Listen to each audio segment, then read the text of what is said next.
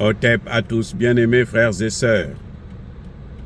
Les Wazalendo, nos patriotes congolais, nous donnent raison. Les Wazalendo aujourd'hui soutiennent la thèse que j'ai toujours défendue au Congo démocratique.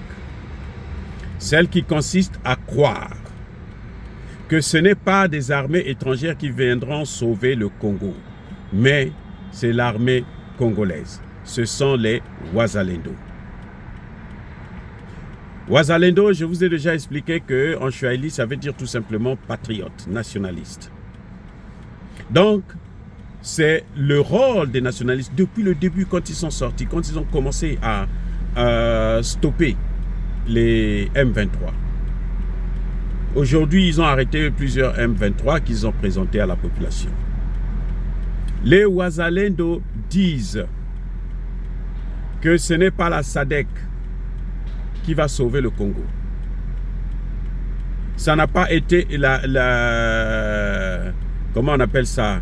L'EAC a échoué là, devant tout le monde. Les Nations Unies a échoué. La SADC aussi viendra échouer. Donc que Tshisekedi arrête de distraire les Congolais. Les Wazalendo nous disent que eux, ce qu'il leur faut, ce sont des armes, c'est tout. Ils vont venir à bout des M23 et des Rwandais. Ils sont capables de le faire, ils en ont les moyens et la capacité. Donc, il appartient à Tshisekedi de leur donner des armes. Or, Tshisekedi ne peut pas acheter des armes chez les Occidentaux. Ça, c'est de la poudre aux yeux, c'est la comédie. Et c'est criminel de la part de Tshisekedi. Il vient d'avoir un deuxième mandat. À la fin de ce deuxième mandat-là, il ne pourra plus se représenter.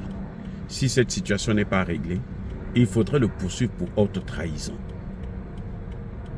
Parce que ce serait un criminel qui délibérément n'a pas voulu donner des moyens à l'armée congolaise et aux Wazalendo pour assurer la sécurité de la population et pour récupérer les territoires occupés par les M23 et Paul Kagame.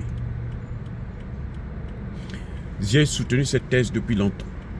J'ai toujours dit qu'il faut des armes. Mais on ne peut pas acheter des armes auprès de ceux qui donnent des armes à Paul Kagame. Ce n'est pas possible.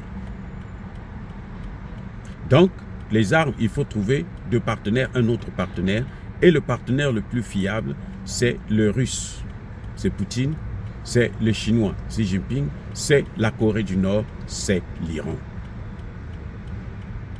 Dans une certaine mesure, la Turquie. Mais si Tshisekedi compte sur ces Occidentaux, on le voit aujourd'hui, ce sont les mêmes Occidentaux qui sont en train de manipuler les pays, comment vous appelez ça, de l'opposition et l'Église catholique congolaise pour qu'ils puissent s'opposer à son élection, pour qu'ils puissent foutre le pays à feu et à sang. Les mêmes Occidentaux. Donc si vous comptez sur eux pour régler vos problèmes, eh ben, c'est que vous n'avez rien compris de la géopolitique. Donc aujourd'hui, le vrai problème qui doit être posé, c'est de maintenant commencer à respecter, comment dirais-je, les engagements d'un chef d'État. C'est-à-dire, quand on voit qu'il y a un partenaire qui n'est pas sérieux, on change de partenaire sur la base de la souveraineté des États qui vous donne le droit de changer de partenaire. Et c'est d'ailleurs ce que les Congolais demandent, la plupart des Congolais, y compris les Wazalendo et les soldats congolais les plus sérieux. Alors Tshisekedi n'a plus d'autre raison à nous évoquer. Ce n'est pas la SADC, on n'a pas besoin d'eux, nous avons besoin des armes pour combattre l'ennemi nous-mêmes. Personne n'aime mieux le Congo que les Congolais eux-mêmes.